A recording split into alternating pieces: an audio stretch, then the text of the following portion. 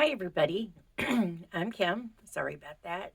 Welcome to the Regretful Yarn Addict. Today, I would like to talk about this blanket I made. It's using the fan and V stitch. I made a tutorial for the stitch, and I showed this blanket on that video. Just a little of it, not the whole blanket. And the thing is, you guys, this stitch makes a really, really nice blanket. It's this right here. Okay, now this little sample is made using a 4-weight yarn. I think it's probably a big twist and a 5 millimeter hook. So that was, and look how pretty that is. So that's the stitch I used. Okay, and I'm just putting away my needle because I just sewed in the end of it. But if you decide to make a blanket using that stitch, and I mentioned this a little bit in that stitch tutorial, but I don't want you to make the same mistake I did because I didn't make it wide enough. And then I wound up having to put a border around it. And, well, let me show it to you.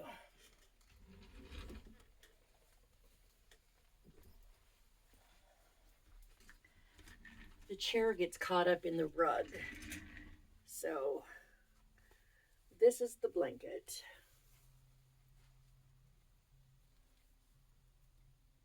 It's just like a baby blanket, no biggie.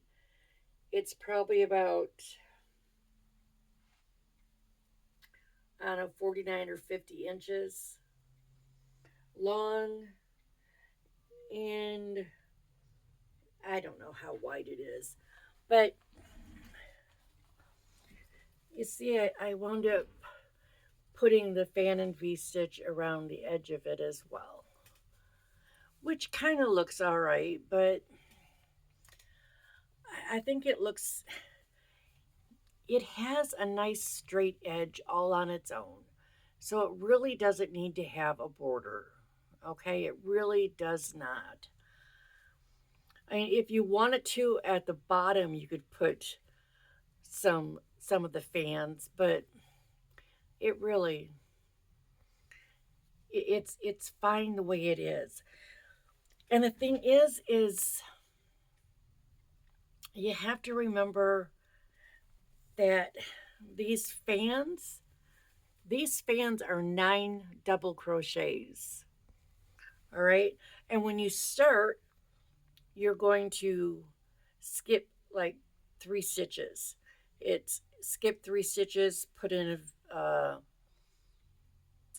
fan, skip 3 stitches, put in a single crochet on your very base row. Oh, actually, that's, yeah, on your base row. So it draws it in, and it draws it in a lot. So I just wanted to double, I don't know, double. I don't know where I was going with that. But just make sure that when you have it as wide as you think you want it,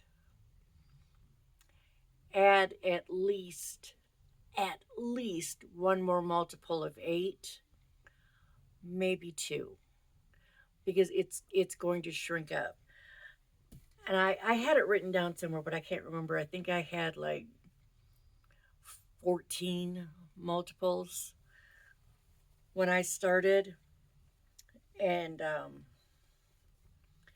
yeah, so it would have been like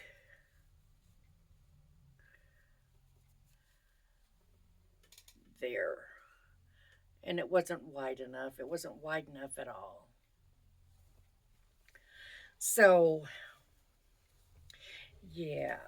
And now let's talk about the yarn I used. It's very pretty. I do like, well, that's upside down. I do really, I love the bright, bold colors. I love the way it looks in the self striping. It doesn't even bother me when it changes color in a row. I just, I love the color. This is Ice Yarn uh, Magic. Magic Anti-Pilling. It says it's a 4, and it's 100% premium acrylic. But this is how thin it is. I used a 4.5 millimeter hook on that blanket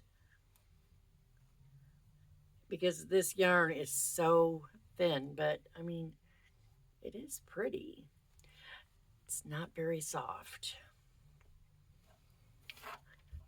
This is not a soft blanket at all. It feels like cotton. I'm hoping after I wash it, it will soften up, but it feels like cotton. Um, and for that blanket, I used 6 full skeins of it. 6 full, and then this was the 7th. And there are 250 meters in each skein. I'm not sure what that is in yards, but yeah. So, and that's another thing. I'm pretty sure I mentioned this in the tutorial as well, but make sure that you have more yarn than you think you'll need when you do the project. So, anyway, I just wanted to talk about that because I encourage you all to make a blanket like this. I mean, seriously, that is such a nice. It's a nice stitch, and it works up such a pretty blanket. And it's 4-row repeat. It's after you do about.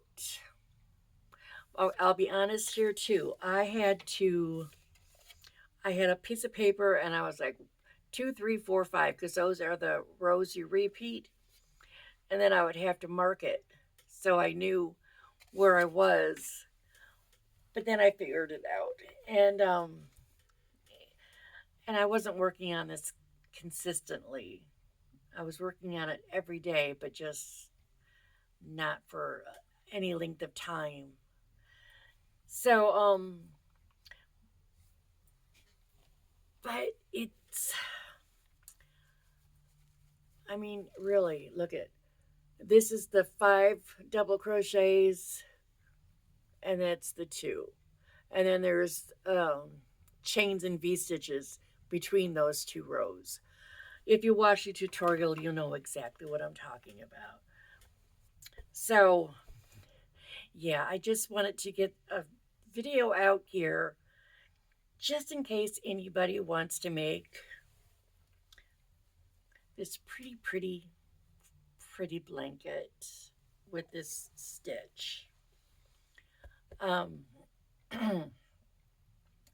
would not suggest using this yarn. There's other acrylic yarns that are pretty self-striping like this too, but I would say it's just my preference, but I would say use a self-striping yarn because that way you get the pretty stripes in each row. I mean, the stitch really pops out when you're using different colors. So yeah, just if you're making a blanket, make sure to add, I'd say at least two multiples of 8 for your base, just to be sure it's as wide as you want. And if you're using like this regular 4-weight yarn, you're not going to have to make as many multiples as you do using a thinner yarn because it's bigger. I mean, this is 1, 2, 3, 4, and then you go 1, 2, 3, 4. I mean, oh, you couldn't even see it, but look at the difference. 1, 2, 3, 4 fans here. 1, 2, 3. That orange one right there is 4. That's a difference. And they're both 4-weight yarns. And I probably could have used a 5 millimeter, but it just seemed too big. All right, so that's going to do it for that. I appreciate you watching this. And like I said, I do encourage you to make a blanket using that stitch because it's very, very pretty and not difficult at all. I don't do difficult. But just make sure you make it wide enough. That's my advice. So thank you for watching. I hope y'all have a great day, great evening, great morning, whatever it is when you're watching. I appreciate each and every one of you. Y'all have a good day. Later, Gators. Peace out.